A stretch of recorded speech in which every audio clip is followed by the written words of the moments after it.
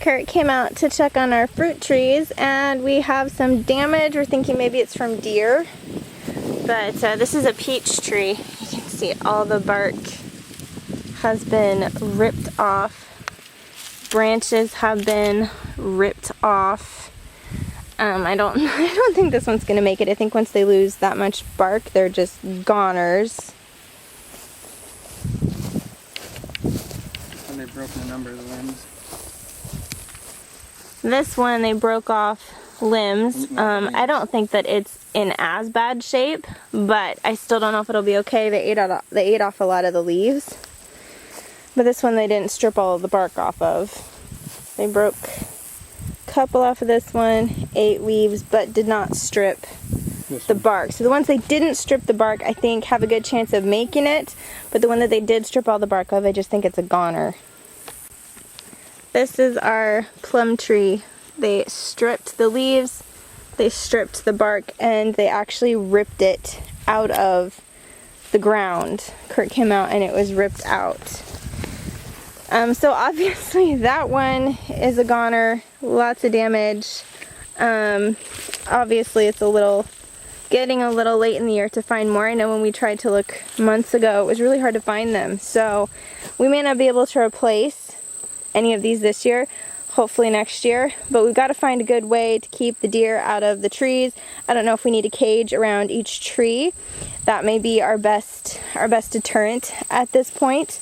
We do intend on completely fencing in the orchard, but that's not really in the budget right now, because back here we're going to put the space for the geese, and then we're going to be able to let them in to eat around in the orchard at some point. But for the moment, we can't fence it in, so we may have to just try to individually cage the trees. If you know of a better method to keep deer or whatever it is messing with our fruit trees out, I'd love to hear it.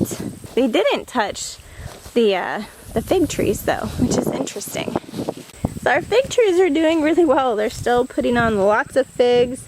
They have lots of leaves. I don't know if they're just a little bit closer to the house in the garage area and where the dogs are. They're still doing great. Doesn't look like they were messed with. These ones have been doing good this summer. It's the winter that we're gonna have to see if they make it through, because they're not particularly cold hardy, so we'll have to see. But so the deer or whatever it is left the fig trees alone. They just messed with the peaches and the plums.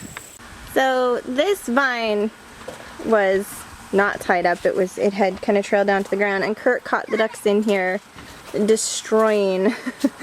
They were just ripping all the leaves off and eating it all the way down. You can see they did quite a bit of damage before he caught them. So he zip tied that up, so they can't really reach most of it. They usually don't even come in here, which is, I'm just so surprised they came in here and messed with it, because they usually don't. But they did. But other than that, it's doing really beautifully. Where is that? Here we go. Look. Isn't that beautiful? Look at that baby. So I'm hoping we'll get at least a few. It's kind of a Hail Mary putting them in, but I'm really hoping we'll get at least a few. Some of them, they got about this big and then died. I don't know why. But this one's doing really well. Did we have one on the other side too? Another what? Another melon growing. I thought I saw another one on that side. There's a tiny one over here. Oh yeah, there is. Good. So I'm hoping we'll get at least a few off of that. It'd be really nice. I forgot to come out and tie up the tomatoes. I just got busy, and so they're a hot mess. They were a hot mess last year, and I was going to do better this year, and they're a hot mess this year again. So I need to tie this up. You can see they're starting to get bigger. The fun thing is we don't know what varieties they are. They were starts from a friend, which we're really grateful for, but I don't actually know what they are. These might be a green zebra because they're striped. I'm not sure. So we're just trying to guess, like, if some of them are green varieties, when they might be ripe. Got a pretty good sized one right here. Haven't had a ton of bugs yet either. Like, we've come out and gotten a few, but nothing crazy. Oh my goodness, look at this. This tendril here reached all the way over here and is grabbing onto that stake.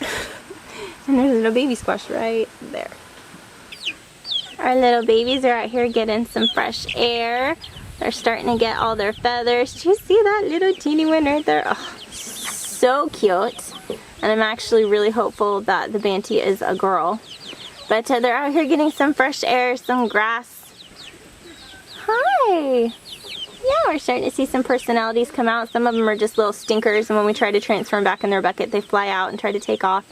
But they're not big enough yet to be safe from our cats, I feel like, and so they have to stay in the chicken tractor for now. But they're so cute. Yes, you guys are so cute.